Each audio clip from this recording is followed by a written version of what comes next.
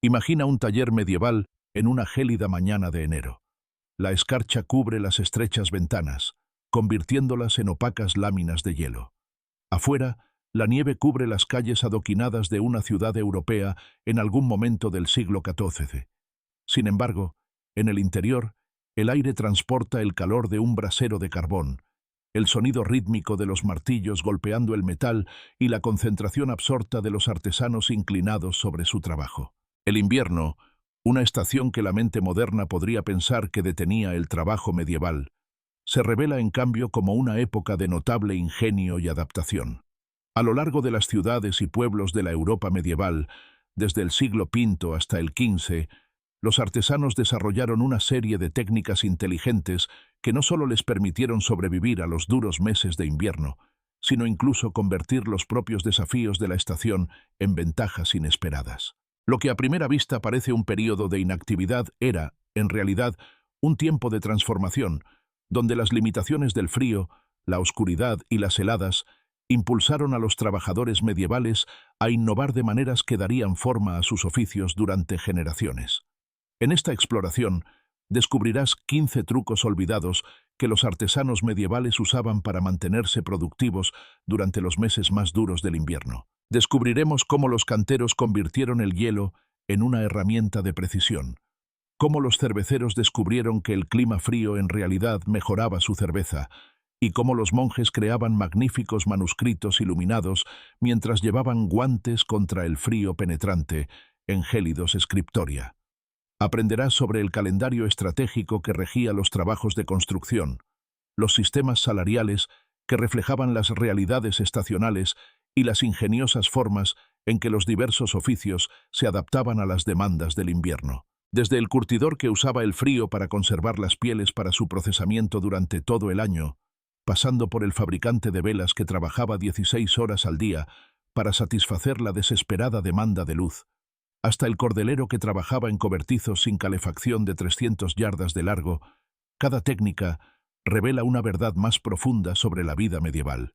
Estas no eran meras estrategias de supervivencia, eran soluciones sofisticadas, nacidas de generaciones de observación empírica, necesidad económica y la sabiduría práctica que surge cuando la gente debe trabajar o morir de hambre. El sistema de gremios, lejos de ser un marco restrictivo, organizaba este trabajo estacional con notable eficiencia, mientras que los artesanos desarrollaban un entendimiento íntimo de sus materiales que rivaliza, y a veces supera, el conocimiento científico moderno. Lo que estás a punto de descubrir desafía la suposición común de que los pueblos medievales eran impotentes ante las fuerzas de la naturaleza. En lugar de eso, verás cómo convirtieron el invierno de un obstáculo en una oportunidad, y cómo sus innovaciones olvidadas influyen en nuestro mundo hasta el día de hoy. La transformación del mayor desafío del invierno en una de sus herramientas más valiosas comenzó en las canteras que abastecían los ambiciosos proyectos de construcción de la Europa medieval. ¿Cómo podían los canteros extraer los enormes bloques de piedra caliza, arenisca y mármol, necesarios para catedrales, castillos y murallas, cuando el suelo estaba congelado y sus herramientas rebotaban contra la roca endurecida por la helada? La respuesta no radicaba en luchar contra la fuerza del invierno, sino en aprovecharla. Los canteros medievales desarrollaron lo que podríamos llamar el método de congelación y expansión, una técnica tan elegante que transforma nuestra comprensión del trabajo estacional. A finales del otoño, antes de que llegara el peor frío, equipos de trabajadores perforaban agujeros precisos en la cara de la cantera. No eran perforaciones al azar. Cada agujero medía aproximadamente 1 pulgada de ancho, situado exactamente a 4 pulgadas de sus vecinos, creando líneas meticulosamente planificadas a lo largo de las cuales la piedra finalmente se dividiría. Las herramientas para este trabajo, barrenas de metal en forma de estrella que mordían la roca, requerían una habilidad considerable para manejarlas, y su ubicación exigía un ojo experto. Una vez completado el patrón de agujeros, los canteros llenaban cada cavidad con agua, y luego, notablemente, se marchaban. El invierno se convertía en su ayudante. A medida que las temperaturas caían y el agua se congelaba, se expandía con una fuerza inmensa. El hielo, como ves, ejerce una presión que pocos materiales pueden resistir, y cuando se le confina dentro de agujeros perforados en patrones predeterminados, esa expansión se convierte en una herramienta de corte de precisión. La piedra se partía a lo largo de las líneas deseadas tan limpiamente como si hubiera sido cortada por una máquina moderna. La evidencia arqueológica de grandes sitios de construcción medievales en toda Europa muestra las marcas características de esta técnica, mientras que los registros históricos documentan su uso generalizado durante el período medieval. Algunos canteros desarrollaron una variante usando madera seca en lugar de agua. Llenaban los agujeros perforados con cuñas de madera fuertemente comprimidas y luego las empapaban con agua. A medida que la madera absorbía la humedad y se hinchaba, generaba una fuerza de división similar, ofreciendo una alternativa cuando el momento del invierno era incierto. Este ingenioso método significaba que el invierno, en lugar de detener por completo el trabajo en la cantera, se convertía en una temporada productiva. Mientras que la extracción de verano dependía de la fuerza bruta y el golpeteo constante, la extracción de invierno utilizaba la paciencia y el poder de la naturaleza. En la primavera, los canteros regresaban para encontrar bloques masivos, ya separados de la pared de roca, listos para ser tallados y transportados al sitio de construcción. Esta técnica no solo permitía el trabajo invernal, sino que lo hacía estratégico, convirtiendo los meses más fríos en un tiempo de preparación que permitía una construcción rápida una vez que regresaba la temporada de edificación. Sin embargo, comprender la extracción invernal en las canteras conduce a una pregunta más amplia sobre las prácticas de construcción medievales. ¿Por qué la construcción seguía patrones estacionales tan estrictos? ¿Y cómo sabían exactamente los constructores medievales cuándo se podía realizar el trabajo de manera segura? La respuesta revela una sofisticada comprensión empírica de la ciencia de los materiales que precedió a la química moderna por siglos. Los albañiles medievales entendían, a través de generaciones de dura experiencia, que el mortero de cal, el aglutinante que mantenía unidos los edificios de piedra, tenía un enemigo mortal en las heladas. El problema radicaba en el proceso de curado. Cuando los albañiles mezclaban cal viva, agua y arena para crear mortero, iniciaban una transformación química llamada carbonatación. Este proceso, que los científicos de la construcción modernos ahora pueden explicar con detalles moleculares, era algo que los artesanos medievales conocían solo por observación y consecuencias. El mortero recién aplicado necesitaba semanas, o incluso meses, para curar antes de alcanzar la fuerza suficiente para resistir los elementos. Durante este período vulnerable, si las temperaturas caían por debajo de aproximadamente 5 grados, podía sobrevenir el desastre. El agua atrapada en el mortero se congelaría, expandiéndose aproximadamente un 9% de su volumen. Esta expansión causaría lo que los constructores medievales llamaban agrietamiento, fracturas diminutas que podían comprometer la integridad estructural de todo un muro. Estudios de conservación histórica han confirmado que el daño por helada ocurre cuando el contenido de agua en el mortero de cal supera del 6 al 8% del volumen total, y una caída de temperatura de solo 10 grados puede reducir a la mitad la velocidad de la reacción de curado. Los albañiles medievales no conocían estas cifras exactas, pero conocían el patrón: construir en clima frío, y sus muros se desmoronarían. Así surgió un calendario de construcción sagrado. El trabajo se realizaba aproximadamente desde la Pascua, a finales de marzo o principios de abril, hasta la fiesta de San Miguel el 29 de septiembre, o, en años de clima favorable, desde la Pascua hasta el Día de Todos los Santos, el 1 de noviembre. El período desde el otoño hasta principios de la primavera permanecía en gran medida prohibido para la albañilería exterior. Esto no era una mera tradición. Era la supervivencia codificada en los reglamentos gremiales y en la formación de los maestros albañiles. Un estatuto de 1446, que exploraremos en breve, formalizó lo que todo constructor ya entendía. El trabajo de invierno requería enfoques diferentes. Cuando las circunstancias exigían absolutamente la construcción en invierno, quizás para terminar una muralla defensiva urgente o reparar daños por tormenta en una catedral, los constructores desarrollaron elaborados métodos de protección. Construían cerramientos completos alrededor del lugar de trabajo, creando refugios temporales que atrapaban el calor de suaves fuegos de calefacción. Estos invernaderos medievales se cubrían con cualquier material aislante que los constructores pudieran conseguir: arpillera pesada, lona o sus equivalentes medievales, que mantendrían fuera el viento y la lluvia mientras permitían que el mortero curara.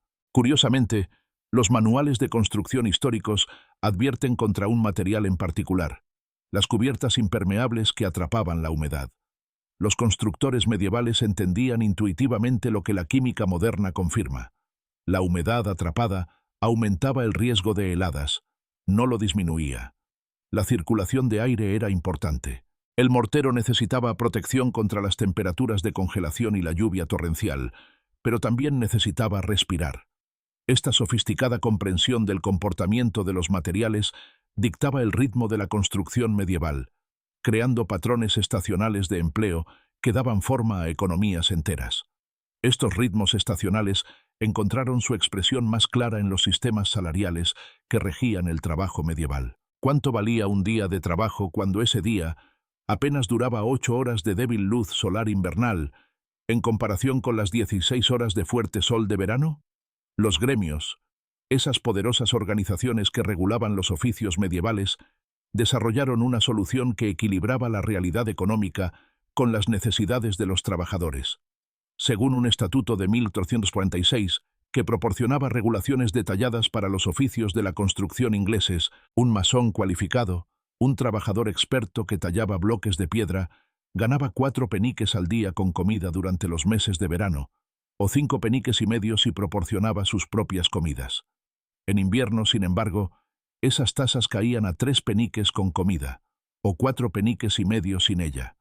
Esto representaba una reducción de aproximadamente el 25% en los salarios diarios, una caída significativa que reflejaba un cálculo económico severo. Los maestros albañiles, que supervisaban el trabajo y diseñaban los edificios, ganaban aproximadamente el doble de estas tasas, pero incluso ellos enfrentaban el frío financiero del invierno.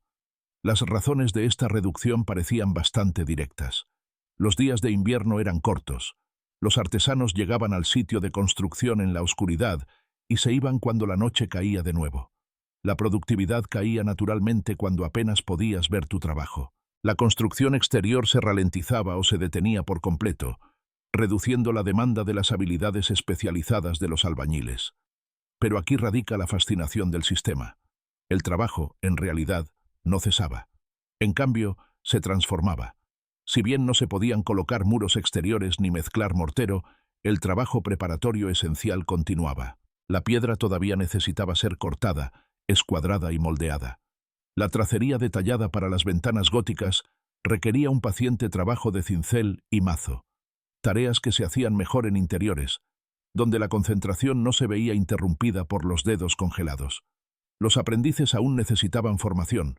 Las herramientas requerían mantenimiento y la planificación de los ambiciosos proyectos de primavera exigía la atención del invierno. Un albañil experimentado ganaba aproximadamente entre 8 y 10 libras al año, una suma respetable en ese momento, con maestros albañiles potencialmente ganando algo más, pero que requería una cuidadosa presupuestación para sobrevivir a los escasos meses de invierno, cuando los salarios reducidos estiraban los recursos del hogar.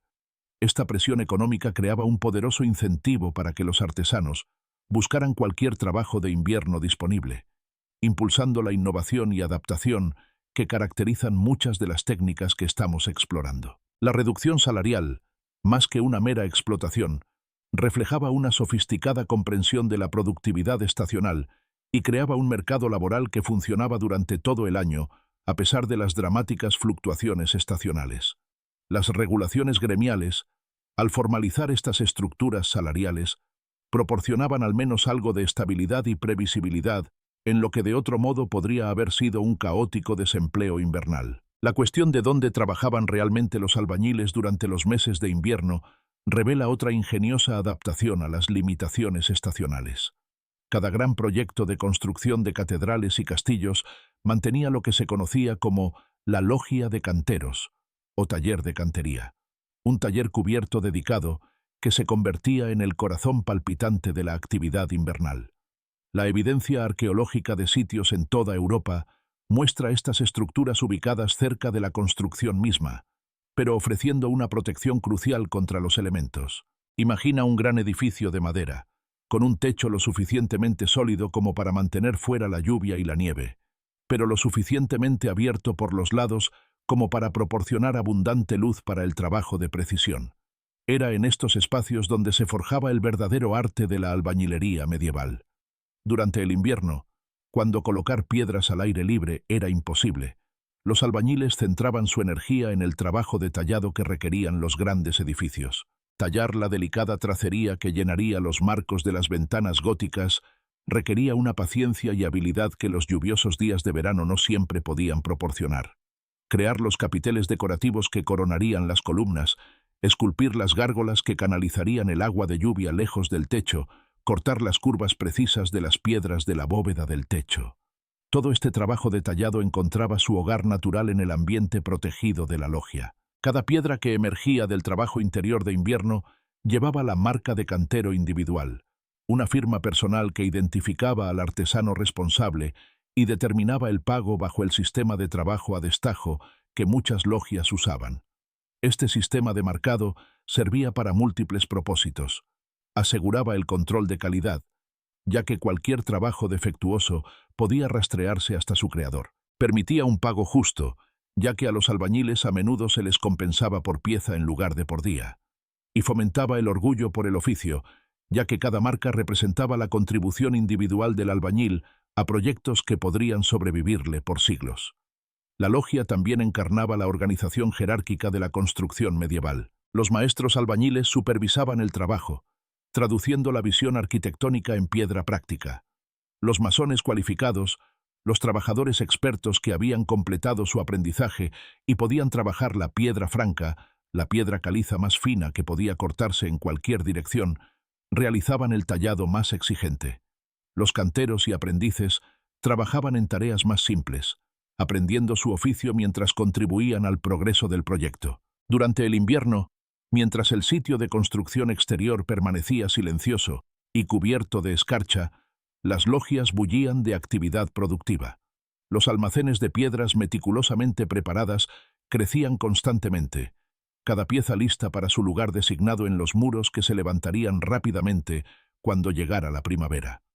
La logia transformaba el invierno de una temporada muerta en un tiempo de preparación, donde los aspectos intelectuales y artísticos de la construcción recibían la atención que merecían. Estudios arqueológicos modernos de sitios de construcción medievales encuentran consistentemente evidencia de este trabajo preparatorio en interiores, confirmando que el sistema permitía un progreso durante todo el año en proyectos que de otro modo podrían haber llevado décadas. Sin embargo, no todos los artesanos tenían un espacio de trabajo dedicado.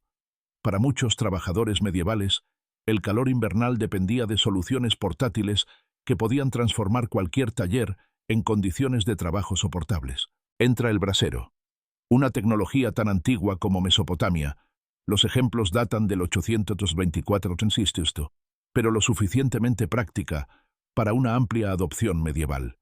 El brasero consistía en un recipiente de metal, desde elaboradas vasijas de bronce hasta simples cajas de hierro, diseñado para contener carbones encendidos, elevado sobre patas para proteger los pisos y permitir la circulación del aire. Estos calentadores portátiles podían mitigar el filo brutal del frío invernal sin requerir la construcción permanente de una chimenea. ¿Por qué carbón vegetal en lugar de leña?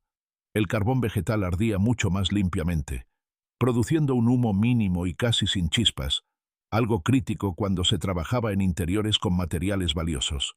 Los herreros medievales producían abundantemente carbón vegetal como combustible para sus fraguas, haciéndolo fácilmente disponible en todas las ciudades y pueblos. Aunque más caro que la leña recolectada, la eficiencia y la combustión limpia del carbón vegetal justificaban el costo.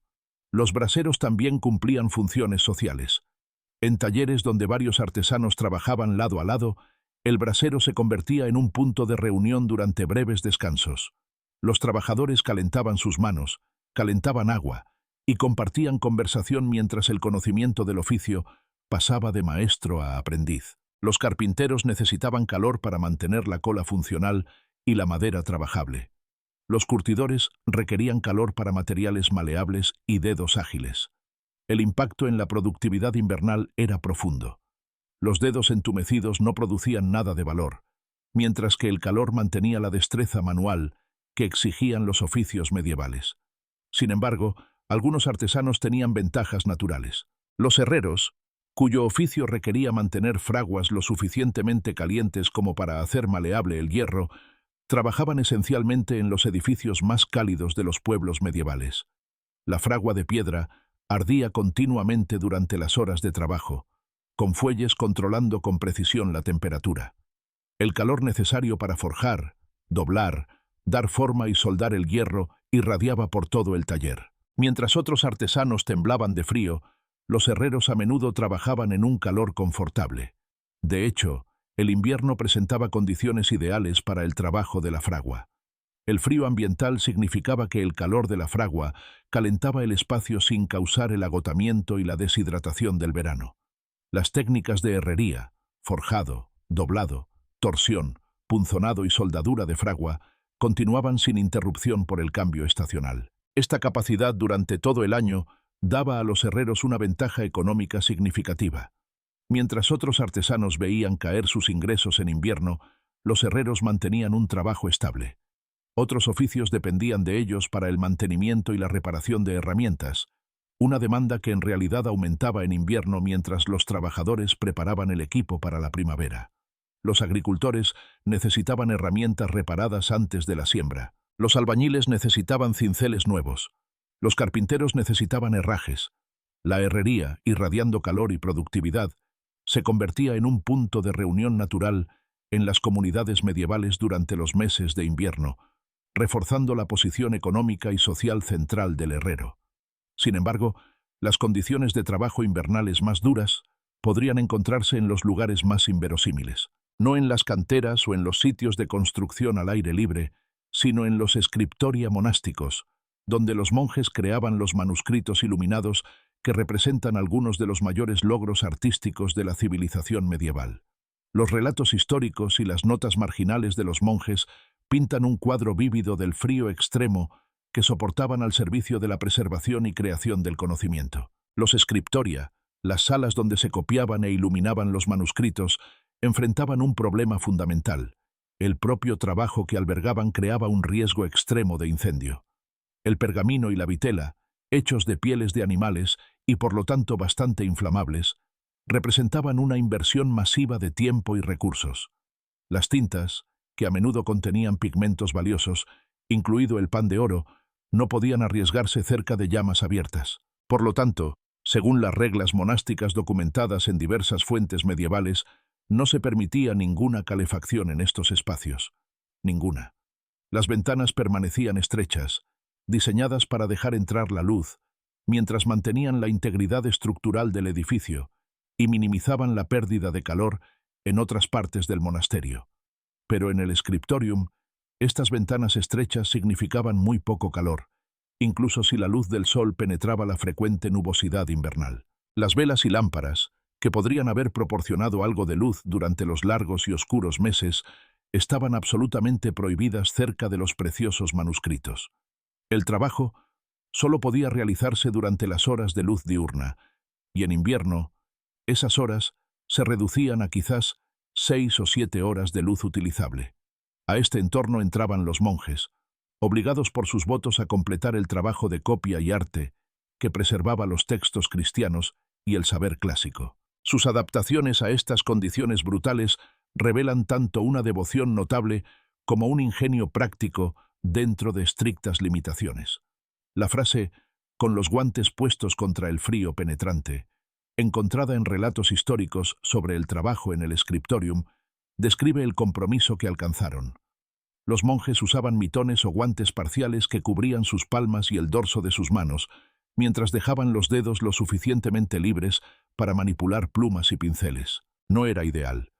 La iluminación intrincada requería un control motor fino que los dedos congelados apenas podían manejar, pero representaba la mejor solución disponible bajo las reglas monásticas. Las notas marginales, que los monjes ocasionalmente añadían a los manuscritos, proporcionan un testimonio conmovedor de su sufrimiento. «La tinta es escasa», se quejaba un monje, señalando cómo el frío afectaba las propiedades materiales de su medio de escritura.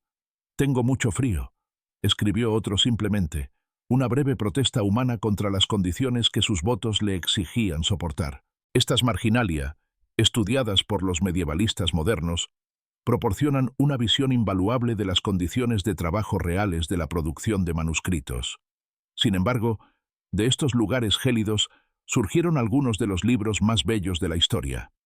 El libro de Kells, los Evangelios de Lindisfarne, innumerables textos religiosos y clásicos que sobrevivieron al período medieval, todos fueron creados en condiciones que consideraríamos inhumanas. Los monjes colocaban sus escritorios inclinados cerca de esas ventanas estrechas, esforzándose por capturar la máxima luz. Trabajaban durante la parte más cálida de los cortos días de invierno, generalmente unas pocas horas alrededor del mediodía, cuando la pálida luz del sol podría proporcionar un calor mínimo. Se vestían con capas de ropa de lana debajo de sus hábitos, siguiendo los mismos principios que usaban otros trabajadores medievales, y perseveraban, impulsados por la devoción religiosa y la creencia de que preservar el conocimiento justificaba cualquier dificultad personal. El director del scriptorium, responsable de supervisar el trabajo y mantener los estándares, soportaba el mismo frío que sus monjes, compartiendo la incomodidad en lugar de eximirse de ella. Este igualitarismo del sufrimiento, combinado con la regla de silencio que regía la vida monástica, creaba una atmósfera de propósito compartido que ayudaba a los monjes a soportar condiciones que a los trabajadores modernos les parecerían intolerables. Mientras los monjes sufrían el frío en sus scriptoria, otros artesanos se dedicaban a oficios casi diseñados para la productividad invernal. La producción textil destaca como el oficio de invierno ideal, completamente en interiores, involucrando a múltiples miembros de la familia simultáneamente y no requiriendo materiales estacionales. La transformación de la lana cruda en tela terminada implicaba varias etapas distintas, cada una adecuada para el trabajo en interiores. El proceso comenzaba con la lana esquilada en primavera pero almacenada durante todo el año. Los trabajadores textiles medievales entendían la necesidad de preservar la lanolina natural de la lana, que mantenía las propiedades de resistencia al agua valiosas en los climas fríos del norte. El siguiente paso era el cardado, cepillar las fibras de lana para alinearlas para el hilado. Varios miembros de la familia podían trabajar simultáneamente, una tarea que requería atención pero no una habilidad excepcional, adecuada tanto para niños como para adultos. Luego venía el hilado, la transformación de las fibras cardadas en un hilo continuo. Los hogares de la Alta Edad Media usaban usos, mientras que la rueca de la Baja Edad Media revolucionó la velocidad de producción, transformando drásticamente la economía textil. El tejido se realizaba en telares, ya sea telares verticales con pesas de urdimbre o los telares horizontales que se extendieron por la Europa de la Baja Edad Media. Todo el proceso era comunal y continuo. Mientras una persona tejía, otras hilaban hilo. Mientras algunas hilaban, otras cardaban lana. Los niños aprendían participando, progresando del cardado al hilado y al tejido. La conversación, las canciones y la narración de cuentos acompañaban el trabajo. No era el silencioso scriptorium, sino una actividad social que combinaba la productividad con el refuerzo de los lazos comunitarios. El significado económico era profundo. La lana inglesa se convirtió en uno de los productos comerciales más valiosos de Europa. Las ciudades flamencas se enriquecieron con la producción de telas, y en los hogares rurales, el trabajo textil de invierno proporcionaba ingresos esenciales y ropa para las familias que sobrevivían a los meses en que el trabajo agrícola al aire libre cesaba. Otro oficio descubrió que el clima invernal ofrecía no solo la posibilidad de continuar trabajando, sino ventajas reales sobre la producción de verano. La elaboración de cerveza, la producción de la bebida que servía como alimento básico en toda la Europa medieval, se beneficiaba enormemente de las temperaturas frías de maneras que los cerveceros entendían empíricamente mucho antes de que la microbiología moderna pudiera explicar los mecanismos involucrados. La cerveza medieval era crucial para la vida diaria. La calidad del agua era a menudo cuestionable, y el proceso de elaboración de la cerveza la hacía más segura para beber que muchas fuentes de agua. Sin embargo, la fermentación que transformaba el grano en cerveza era notoriamente sensible a la temperatura, y los cerveceros medievales, carentes de refrigeración moderna o termómetros precisos, aprendieron a trabajar con las fluctuaciones estacionales de temperatura. Las temperaturas de fermentación más altas, comunes al elaborar cerveza durante los meses de verano, producían cerveza con lo que las fuentes históricas describen como sabores a disolvente, un carácter desagradable que también indicaba un mayor riesgo de deterioro y contaminación por microorganismos dañinos. Las bajas temperaturas, por el contrario, ralentizaban la fermentación, permitiendo que las levaduras trabajaran más gradualmente y produciendo sabores más limpios con mejores cualidades de conservación. Los cerveceros medievales preferían elaborar cerveza en climas fríos, programando sus principales series de producción para el otoño, el invierno y principios de la primavera, cuando mejor podían controlar el proceso. Las técnicas para gestionar la temperatura de fermentación revelan un ingenio considerable. Los cerveceros usaban agua fría extraída de pozos o arroyos. A veces añadían nieve o hielo si estaba disponible en climas del norte. Usaban recipientes de fermentación grandes y poco profundos que maximizaban la superficie, permitiendo una disipación más rápida del calor al aire frío. Buscaban sótanos frescos y habitaciones orientadas al norte, donde las temperaturas ambientales se mantuvieran bajas. Todos estos métodos tenían como objetivo gestionar el calor que la propia fermentación generaba, y todos funcionaban mejor en invierno que en verano. La pequeña edad de hielo, un período de enfriamiento climático que afectó a Europa aproximadamente desde el siglo XIV hasta el XIX, tuvo un impacto inesperado en la innovación cervecera. El siglo XV trajo temperaturas particularmente frías, y en las regiones montañosas frías del sur de Alemania y Bohemia, los cerveceros comenzaron a observar diferentes patrones de fermentación.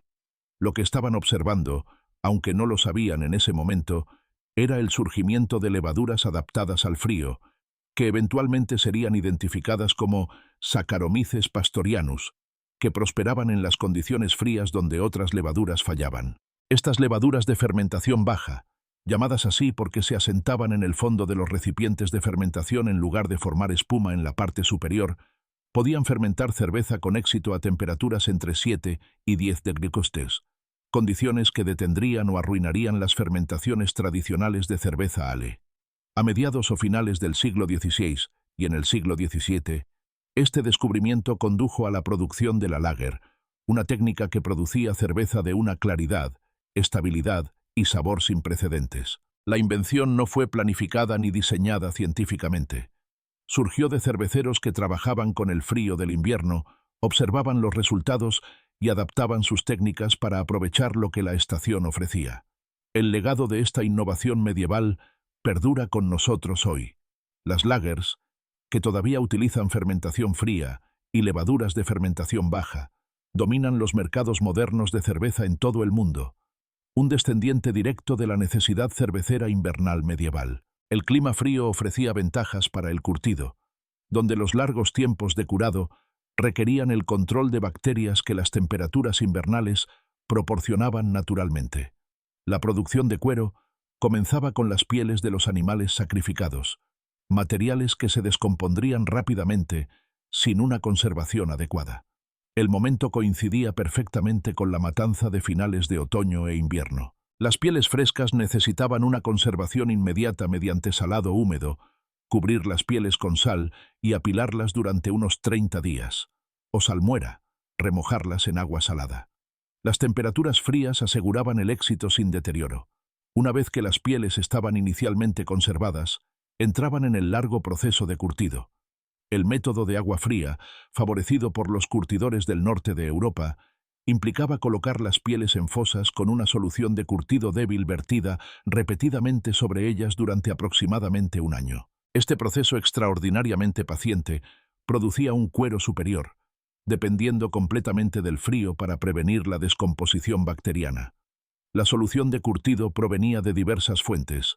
La corteza de roble proporcionaba taninos, mientras que la ceniza de madera, la cal e incluso el estiércol animal contribuían a la transformación. Las adaptaciones del norte incluían raspadores especiales, técnicas de volteo y batanado, y el uso de orina como agente de tratamiento. El proceso era notoriamente maloliente, por lo que las curtidurías se ubicaban en las afueras de las ciudades, a favor del viento, cerca de fuentes de agua. El frío del invierno mitigaba algo el olor. El progreso completo implicaba remojo, encalado, tratamiento, el largo remojo en frío y el acabado. Diferentes productos requerían diferentes cualidades. El calzado de cuero necesitaba una resistencia al agua firme. La marroquinería requería flexibilidad. La armadura exigía durabilidad. La temporada de invierno, lejos de ser un impedimento para el trabajo, permitía los procesos largos y lentos que producían los mejores resultados y proporcionaba un empleo estable durante todo el año. El frío invernal también dictaba el momento y las técnicas de conservación de alimentos, siendo noviembre el mes que ganó la designación anglosajona de mes de sangre por la matanza masiva que tenía lugar anualmente. La lógica era implacable. Mantener vivos a los animales grandes durante el invierno requería almacenar grano y heno que la población humana necesitaba para sí misma. Era mucho más práctico sacrificar a los animales en noviembre, después de que hubieran engordado con los restos de la cosecha de otoño, pero antes de que llegara lo peor del clima invernal, y luego conservar la carne para un consumo gradual durante los próximos meses de escasez. La fecha tradicional para esta matanza era el día de San Martín, el 11 de noviembre, aunque el proceso podía continuar hasta diciembre y enero. La escala era considerable. El suministro de carne para todo un año tenía que procesarse en cuestión de semanas, convirtiéndolo en un esfuerzo comunitario que involucraba a todos. La sal, ese producto precioso que las economías medievales valoraban casi tanto como el oro en algunas épocas, se convirtió en la base de la conservación de la carne. El proceso de salazón extraía la humedad de la carne a través de la ósmosis, mientras creaba un ambiente hostil para las bacterias que causaban la descomposición. Para el método más común, la carne se remojaba en salmuera, agua muy salada, durante varios días. Luego se lavaba y secaba antes de colgarla en áreas de almacenamiento frescas. El ahumado a menudo acompañaba a la salazón, especialmente para la carne de cerdo y el pescado. La carne se cortaba en tiras relativamente delgadas y magras. Se sumergía brevemente en una solución de sal. Luego se colgaba en o sobre un fuego humeante, donde absorbía los compuestos conservantes del humo mientras se deshidrataba. La combinación de sal, humo y deshidratación podía conservar la carne durante meses o incluso años, si se almacenaba adecuadamente en condiciones frescas y secas. El secado solo, el método más simple, funcionaba particularmente bien en los inviernos fríos del norte de Europa. Los vientos fuertes o el calor suave de hornos, sótanos o áticos eliminaban la humedad, mientras que el frío prevenía la infestación de moscas y la descomposición. El requisito esencial era mantener la carne seca durante el almacenamiento. Cualquier humedad provocaría deterioro, arruinando meses de cuidadosa conservación. Los espacios de almacenamiento revelaban la comprensión medieval de la regulación de la temperatura. Los sótanos subterráneos proporcionaban refrigeración natural. Sus cámaras protegidas por la tierra mantenían temperaturas frescas y estables durante todo el año. Las cámaras frías sobre el suelo en edificios de piedra cumplían propósitos similares. En las regiones más frías del norte de Europa, los áticos y cobertizos se congelarían en invierno, proporcionando esencialmente almacenamiento congelado que mantenía la carne perfectamente conservada hasta que se necesitaba. La durabilidad lograda mediante una conservación adecuada era impresionante. La carne podía durar meses o años. Las frutas y verduras tratadas con un cuidado similar podían durar años si se aplicaban los métodos correctos. Esto no era solo conveniencia, era supervivencia. El invierno en la Europa medieval significaba meses en los que la comida fresca era en gran parte inaccesible, cuando los hogares dependían enteramente de lo que habían conservado de la abundancia del otoño, y cuando la habilidad en la conservación determinaba directamente si las familias enfrentarían el hambre o la abundancia antes de que llegara la primera comida fresca de la primavera. La oscuridad del invierno provocó un aumento en la demanda de un oficio en particular. Los fabricantes de velas o candeleros se enfrentaban a una simple verdad. Con los largos y oscuros inviernos, la iluminación confiable no era un lujo, sino una necesidad. Cuando la luz del día se reducía a 8 horas, los hogares, negocios, iglesias y talleres requerían velas en cantidades que el verano no podía igualar. El oficio de fabricación de velas alcanzaba su punto máximo de producción cuando otros oficios se ralentizaban. Las velas más comunes, hechas de sebo, grasa de res o de oveja, eran lo suficientemente baratas para los hogares comunes, pero producían humo, olían desagradablemente y proporcionaban poca luz. Sin embargo, para la mayoría de la gente medieval, estas eran las únicas velas asequibles, y la demanda invernal se disparaba. La producción era sencilla pero laboriosa. Los candeleros derretían el sebo, luego sumergían repetidamente las mechas en la grasa derretida, aumentando el grosor a través de docenas de ciclos. Alternativamente, los moldes permitían una producción más rápida.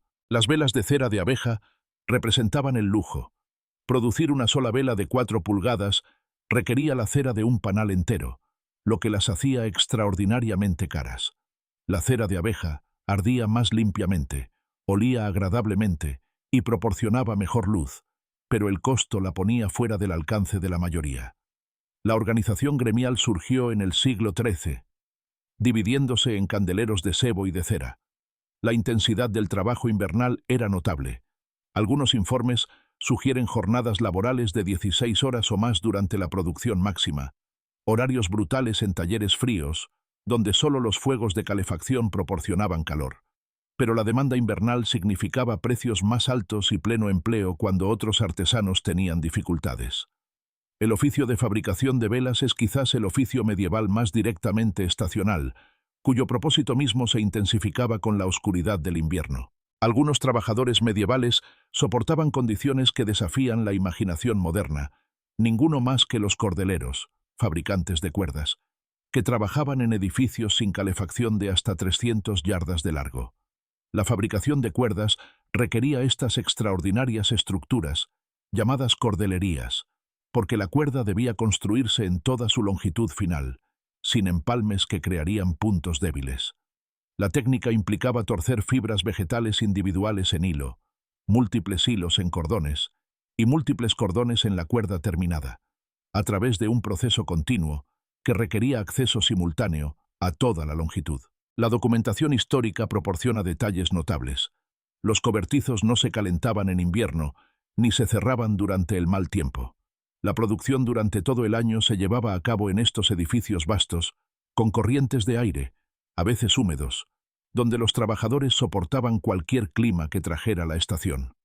Los materiales para la fabricación de cuerdas medievales provenían de plantas cosechadas en otoño, lo que hacía lógico el procesamiento en invierno. El cáñamo y el lino eran las opciones medievales más comunes, aunque los cordeleros también usaban fibras de roble, tilo, sauce, álamo, enebro e incluso ciertos musgos, dependiendo de la disponibilidad regional y el uso previsto. Las plantas se cortaban cuando estaban completamente crecidas o después de la floración, luego se sometían al enriado, un proceso de descomposición controlada donde las plantas se remojaban en agua durante 1 o 2 semanas, permitiendo que el material no fibroso se descompusiera para que las valiosas fibras pudieran extraerse fácilmente.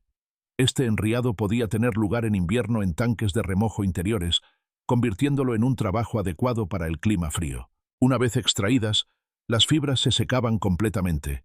Luego se torcían en hilo usando herramientas manuales simples o dispositivos accionados por pedal.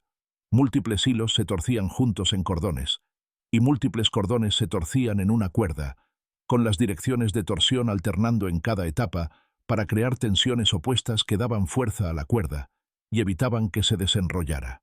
Las cordelerías mismas eran maravillas de arquitectura especializada, extendiéndose hasta 300 yardas en entornos urbanos.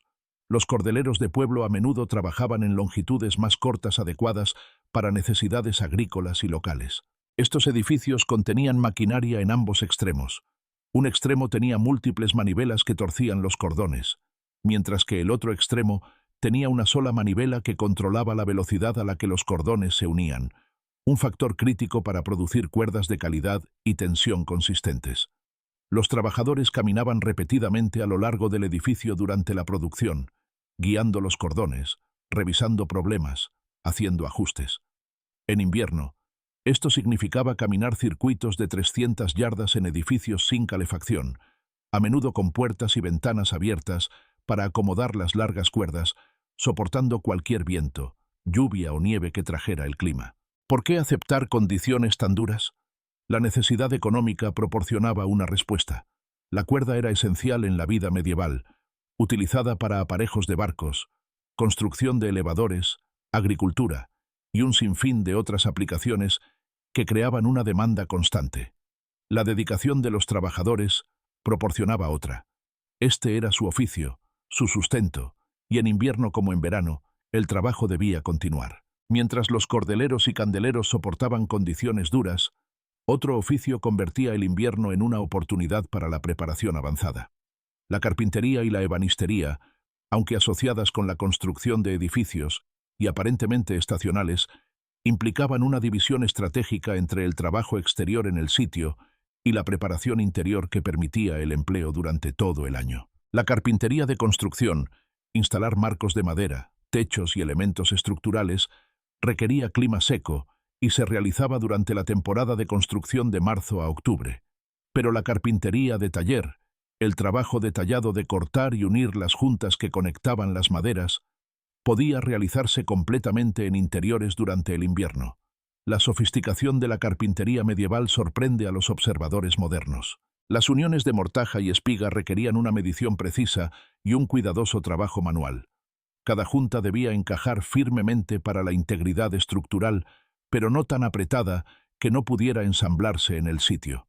Se debían fabricar clavijas de madera por cientos para proyectos sustanciales. Toda esta preparación tenía lugar en talleres durante el invierno. La construcción de bastidor y panel, desarrollada para manejar la expansión y contracción de la madera causada por los cambios de humedad, requería una precisión particular.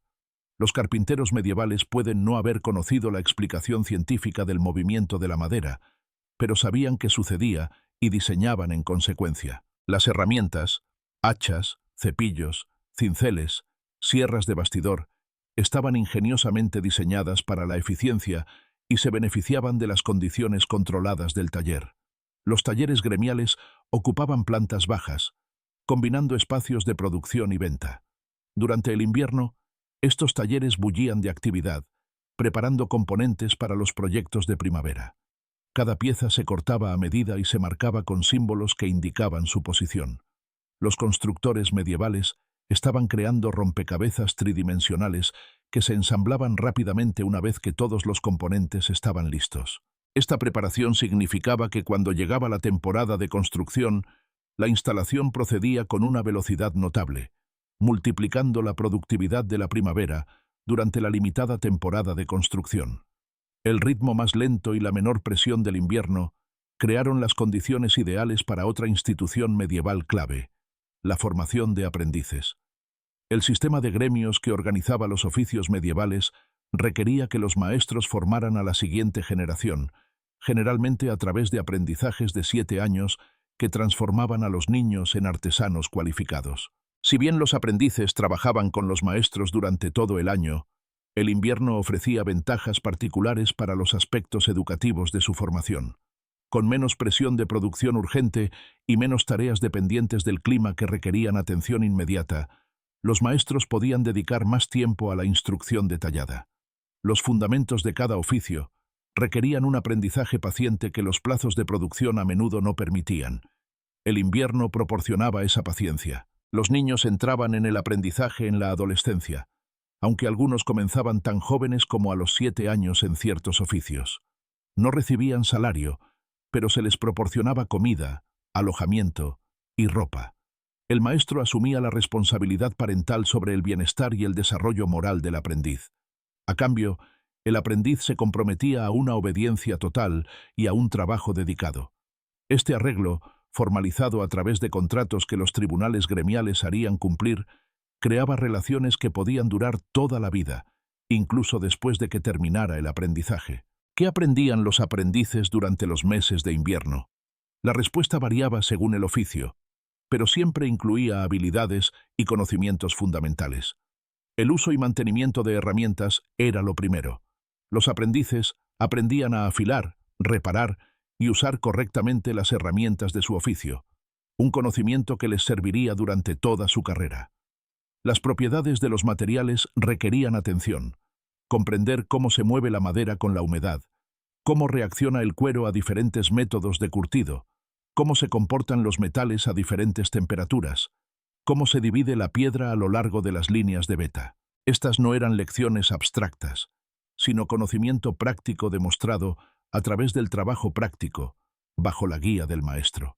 Las técnicas del oficio y los secretos comerciales se transmitían de maestro a aprendiz durante los largos días de invierno en el taller.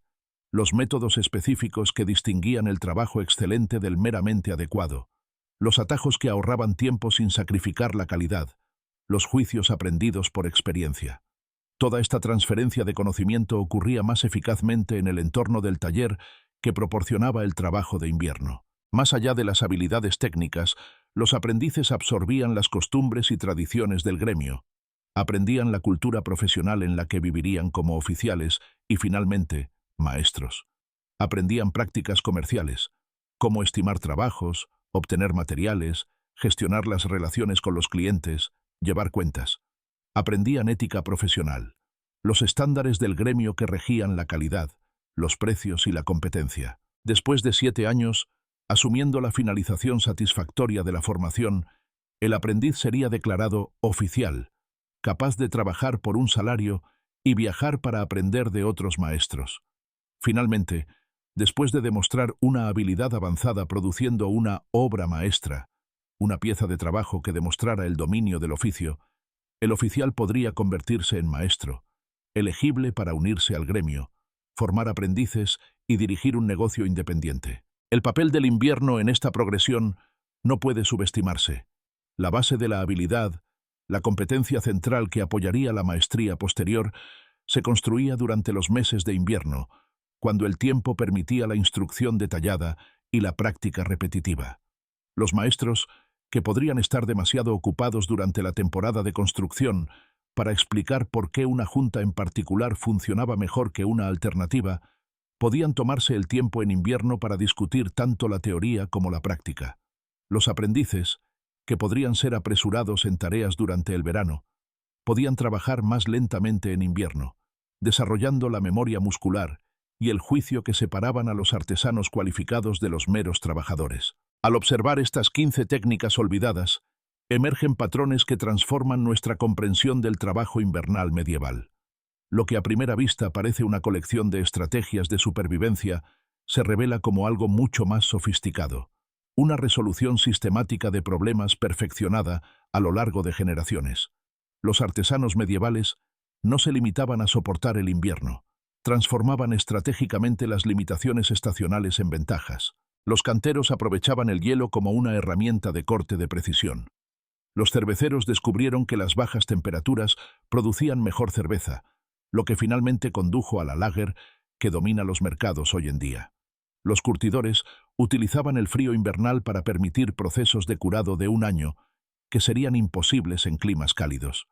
Incluso el calendario de construcción, aparentemente restrictivo, reflejaba un profundo conocimiento empírico de la química del mortero de cal, que los albañiles medievales entendían por observación siglos antes de que los científicos pudieran explicar los mecanismos moleculares.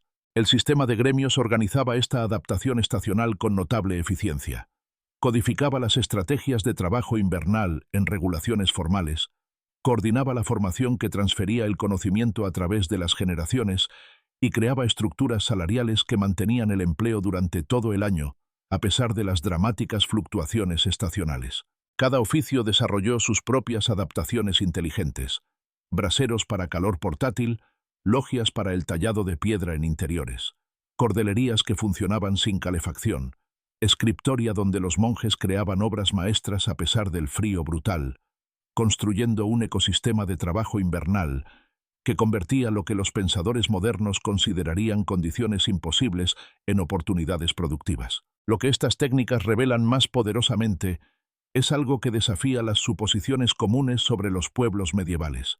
Poseían un sofisticado conocimiento empírico que rivaliza, y a veces supera, lo que esperaríamos de las sociedades precientíficas.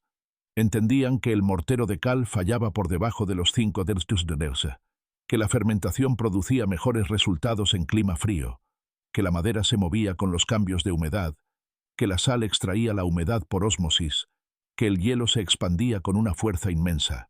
Todo esto sin el beneficio de la química, la microbiología o la ciencia de los materiales modernas. Observaron, experimentaron, recordaron lo que funcionaba y transmitieron ese conocimiento. Las notas marginales que dejaron los monjes quejándose del frío, las marcas de herramientas en la piedra extraída, las regulaciones gremiales que especificaban los salarios estacionales. Estas no son solo curiosidades históricas, sino evidencia de personas reales, resolviendo problemas reales con ingenio y determinación. Las condiciones de trabajo medievales eran, de hecho, duras.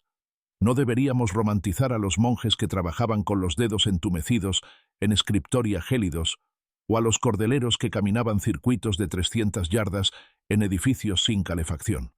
Pero podemos reconocer que cuando la necesidad económica, la devoción religiosa o el orgullo profesional lo exigían, los artesanos medievales desarrollaron soluciones que permitieron no solo la supervivencia, sino la excelencia. El libro de Kells emergió de un scriptorium frío. Magníficas catedrales se levantaron de piedras preparadas en logias de invierno. La propia limitación impulsó la innovación de maneras que la comodidad y la abundancia rara vez lo hacen. Gracias por acompañarme en esta exploración del trabajo invernal medieval y las técnicas olvidadas que hicieron posible la artesanía durante todo el año, a pesar de las duras condiciones.